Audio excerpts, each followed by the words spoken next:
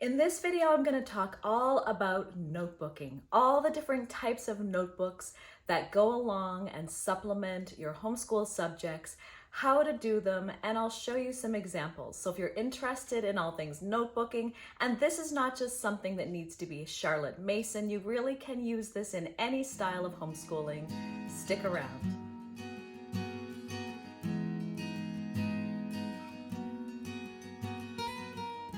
So that you can kind of preview which kinds of notebooks I'm going to talk about in this video. I'm just going to go ahead and list them all for you now, but then I'm going to describe each one and show you some examples. So if you have never heard of some of these notebooks, stick around to the end so that you can find out about each one of these kinds of notebooks and just how you can use them and how they can supplement your homeschool.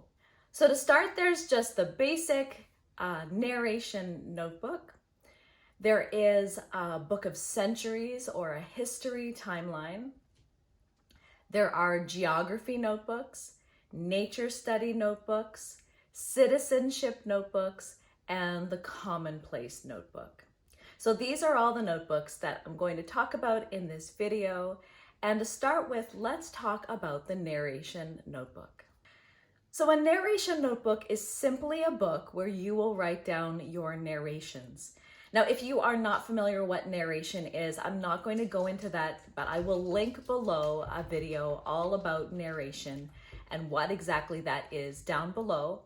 And narration is something that anyone can use in their homeschool. It is something that is more Charlotte Mason and classical, but it is something that really is so super useful for any homeschooler.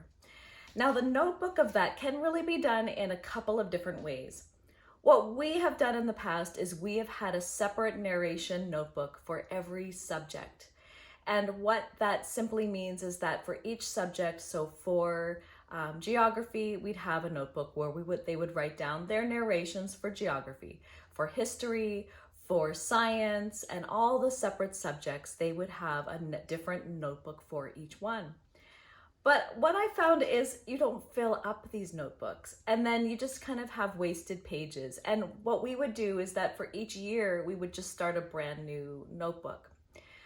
And then you really have lots of wasted pages. Like you could really continue on in that same notebook, writing out your narrations for those subjects. But you kind of want, you might be starting new books, you might be starting new things, and you want to kind of start a fresh new leaf. So what we would like to do this coming year is we are going to have a notebook. Now you could really choose any kind of notebook, but we kind of like having hardcover notebooks like this. And you can get, these ones are actually, the one that I'm showing you right now is actually blank, but you can get lined ones as well. They're really kind of like those hardcover journals. Any kind of notebook will work. But we're going to use one narration notebook for all of the subjects. And so what you would do is you would write your heading. You would write, this comes from this book. So if it's from your history, you could put story of the world and which, is on, China and, whatever the topic is. And then they would write their narration and they would write their, 3 to 4, whatever level they're at. So their narrations will be longer or shorter based on their grade.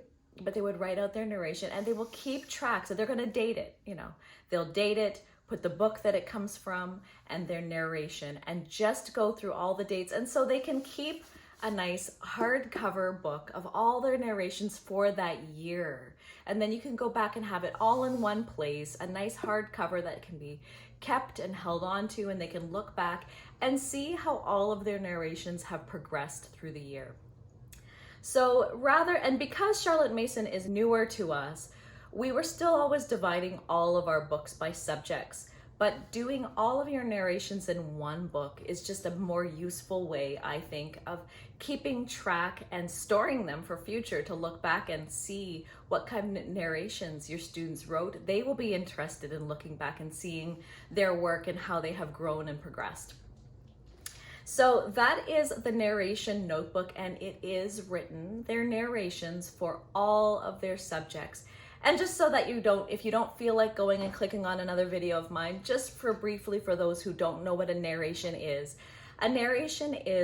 after you've read a passage, either to your student or they've read it to themselves, they will then tell back in their own words what they can recall from the passage. You could give them a guided question, whether you ask them a specific question to remember, or they can sort of retell back what the general passage was about in their own words, in a paragraph, or, for younger children, it might be one sentence, one or two sentences, and so forth. And so that is what the narration is. And it's really like keeping a journal of everything that they have read, the things that have stuck out to them the most. And there's a variation between classical and Charlotte Mason, how you might do those narrations. And I have many videos of that. I will link that below as well. But that is the narration journal. You really can do this for any style of homeschooling. Have your children write out what they remember from the passages that they have read, and they write them down in beautiful books to keep and remember and go back and even review in the year all the things that they have learned. So the next notebook is a common one that is used throughout many different homeschooling styles, but Charlotte Mason and classical both use that, and that is the history timeline. Charlotte Mason likes to call it the Book of Centuries. And this can be done in a variety of ways. I'll put up a picture here. So we have typically always done just the history timeline. So for this past year, we've been in ancient times, and they will just write in, I have here the Horatii, this past year we have been doing the Middle Ages, but we've also been doing a bit of ancient times because we've been reading the Roman histories as part of our citizenship. So we have a little bit of both in here. But in ancient times we have the Horatii and the Curatii from 630 BC, and that's part of the Roman histories. And we would just write in that, what the people or the place that we were studying. Caius Marcius in 1493, the story of Coriolanus, Cincinnatus. So we're writing in the dates of the people and the places that we've studied to remember where they fall in history. Now, another thing that a lot of people like to do is, so this is our history timeline, but some history timelines, and you can really do your own, which is very easy to do. You might get a notebook, you might get a blank notebook, and on the left-hand side page, you might keep that blank. And on the right-hand side page, you would just need to draw a simple line across with the dates. So you would have so you might have this would be the 5th century, and then the 6th century BC, and so forth. And on this page, they would draw or write different things that they have learned about. Drawing is typically what you would have in the Book of Centuries, like the picture I have there. They might draw things they learned about, so tools that they would have used, clothing, their style of clothing and things that were common to people in that time, lifestyles, food, all these different kinds of things that would be very specific to that period of time. They would draw pictures of them and label them, and then in their timeline they would write the people and the places and the dates of what they have learned about. But this is really a fun thing to do. I may consider doing that this year, but this is the one that we've been using for a couple of years now. And it's simply just the dates. It's keeping track of all the dates so that they can flip through and look and see, here's the first French settlement in Canada, 1608. So this is what we learned in the Middle Ages. So eventually over time, as we cycle through history, we're going to begin to fill in more things. Like this looks pretty sparse, but we're hoping that we'll fill in more things as we go through history and cycle through all the different periods and read more and more biographies and things like that. We would fill in our history timeline. So this, of course, can be used for anyone who is studying history. Starting a history timeline or a book of centuries is an excellent tool and an excellent way to supplement and add to make your history more interesting and come to life. So the next notebook is the geography notebook. Now this is one that we haven't fully started. We did it a little bit this past year, and we are going to definitely implement it fully this coming year. We're going to have our own separate geography notebook. And in that geography notebook, they are learning how to draw out the maps, basic maps, and as they get older, more and more detailed, of the places that they are learning about. Now, in the geography notebook recommended by the Alvieri, they will also be, so it would be like the Book of Centuries, where you would have the blank, the blank page on one side, and on this side, you'd have 2 pages. So for example, this coming year, we're going to be studying Marco Polo. So on one page, they're going to be drawing the map of the place that Marco Polo is visiting. And on the other page, they're going to be writing some notes about some details, or even drawings about some details about what you've learned about Marco Polo. So it's going to be very specific to geography. So whatever travels you're studying, whatever places you're studying, you're going to draw features of those lands, of the peoples, of how they lived, and all those things, and the map, so that you can locate them and know where they are on the globe. So that is a geography notebook, and we are going to be, as we develop it this coming year, I will come back and review and show you what our geography notebook looks like. For now, let me just give you, well, at the end of this video, I'm going to go through and show you all the what we have done for notebooking this year. These are just examples that I have found of other people's notebooks, but I'll show you what we have done. And it really is, it's something that you can add. You don't need to do all of these things. Don't feel the pressure of like, I need to have all these notebooks, that's too much. And one other note to make is that you don't want to start a notebook when they are not ready to do it independently. It's not the same thing if you are writing in all the words and things for them. So some of these things you will implement as they get a little bit older. Like, for the younger years, they're not even doing written narrations yet, first of all.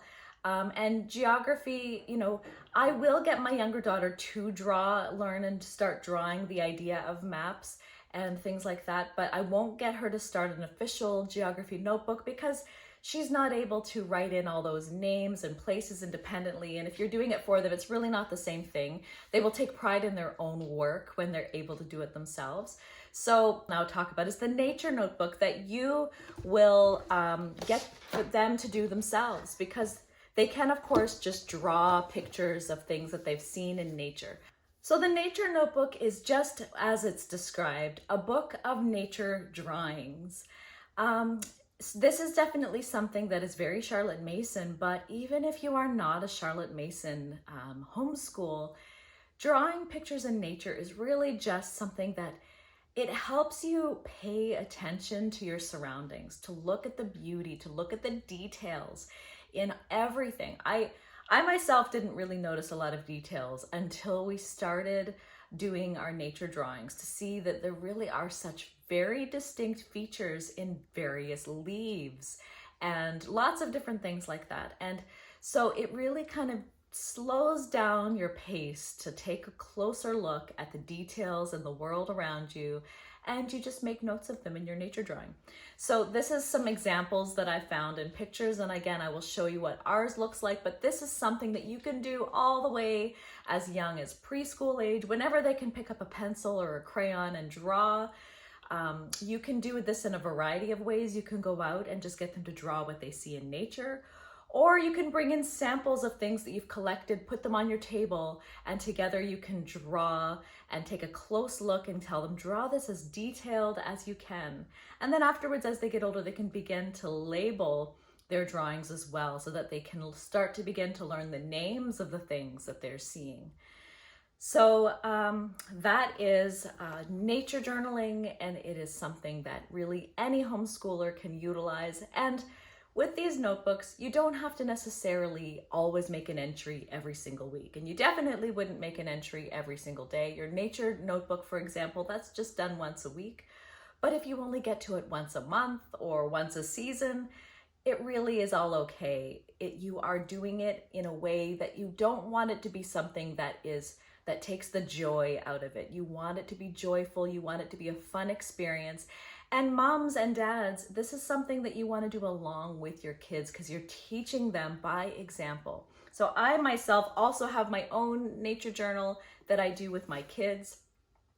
And we go together and we sit and draw, and I really enjoy it a lot. I find that it's very relaxing and refreshing just to sit in nature and draw some things that you see.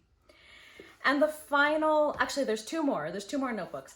So another notebook we have not started, and I don't know that we will start it this year. I think this will be something I'll start as my oldest gets into middle school or even high school grades, is the Citizenship notebook. Now this is something that is very Charlotte Mason, although really any homeschooler would benefit from this. So citizenship is a subject that is Charlotte Mason, but what that is referring to is studying great leaders throughout time, beginning in ancient history, and that is studying Plutarch. Plutarch was a historian who wrote about the great leaders of ancient times, and what he focused on were their characteristics and qualities that made them great leaders. So in your citizenship notebook, you're basically going to be narrating back about what made these leaders great. What qualities did they have that you would want to emulate as a person today to make you successful, to give you more godly characters and things like that. So you would study and look at why were they successful in leading their country. And of course, a lot of the stories are about battles and things, but there are some qualities about them being, patient or faithful, or all of these different kinds of things, and they will narrate about those things and those qualities, having wisdom in their citizenship notebook. So it's essentially a narration notebook, but specifically about the characteristics of good leadership throughout time. And I don't have an example to give to you, but it really would look much like a narration notebook.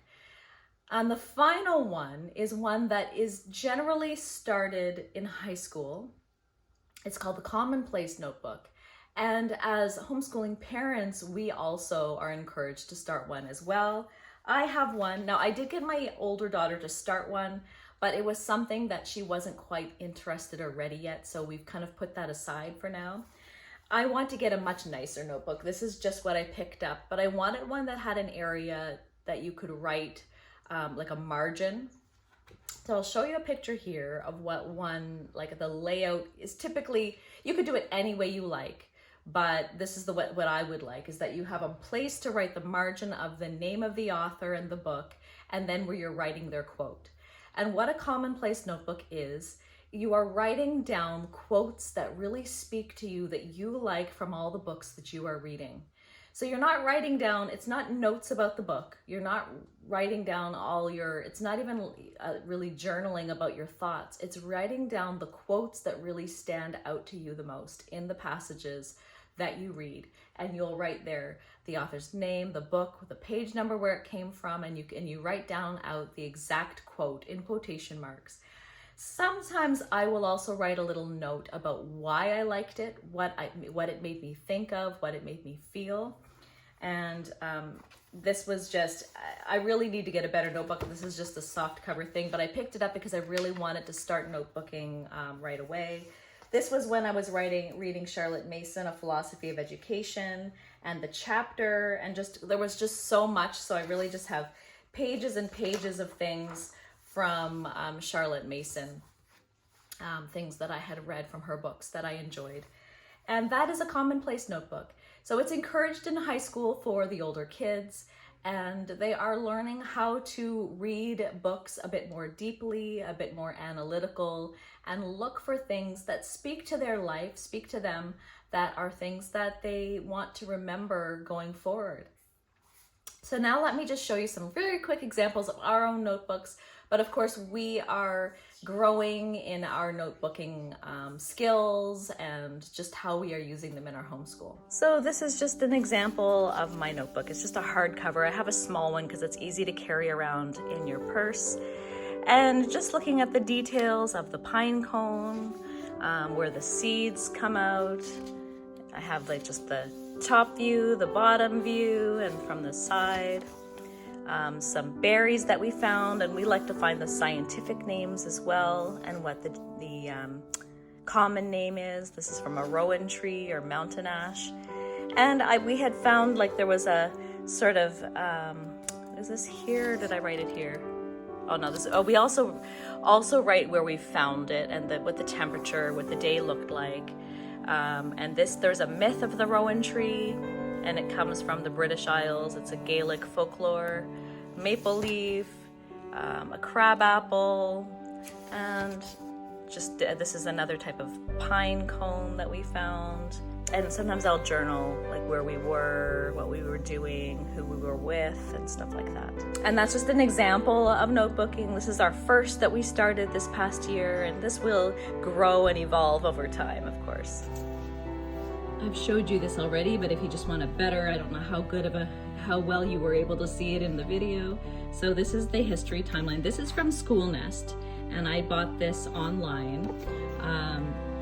They also have a section for drawing at the beginning of every period as well. So this would be the best of the Middle Ages, and they just have just 2 pages here where you might draw or write in things from the Middle Ages that you learned about. So it's not a whole lot. I do like the idea of the other kind, but it also just keeps things simple if we are just writing in the names and places that we've learned about, because of course it can become very time consuming if you're having to do, so much more. And we do lots of drawings and things like that in our history narration notebooks. And this is what we used this past year for geography. Now it's just a hardcover sketchbook. We are going to be doing it differently this year, so I will update you on that. But let me show you inside this. So the Alvier had map work that you could just fill in. So we would do these, but then we would also draw our own maps as well. We included narrations as well, and we were learning about Myanmar and this elephant. But we would also draw our own maps like this, and just everything. This would be part of, I guess, when we did it this year, it was more of a map drill. So she had to draw from memory what she could remember the countries of Asia looked like and labeled them. So this was something that she had done at the end of the year for an exam in her notebook. But this is going to be more in line what we're going to be doing for our geography. So on one page will be the map, and on the blank page she will write narrations or write about the things or draw pictures about what we were learning about those places, about the peoples, the lifestyles, the food, the tools, and all those kinds of things. But that's all I have for you. I hope that was helpful. I hope you saw some new supplemental things that you can use to go along with all of your subjects that really make the subjects more interesting and fun, and a way that the students can really track all the things that they have learned. They love to go back and flip through and see all the things that they have learned throughout the year and see how they have grown in their writing and drawing abilities over the years. It's really a fun way to add to your homeschool if you're looking at things that you can do to add to what you are already doing. But I thank you so much for watching, and I'll see you in the next one. Bye.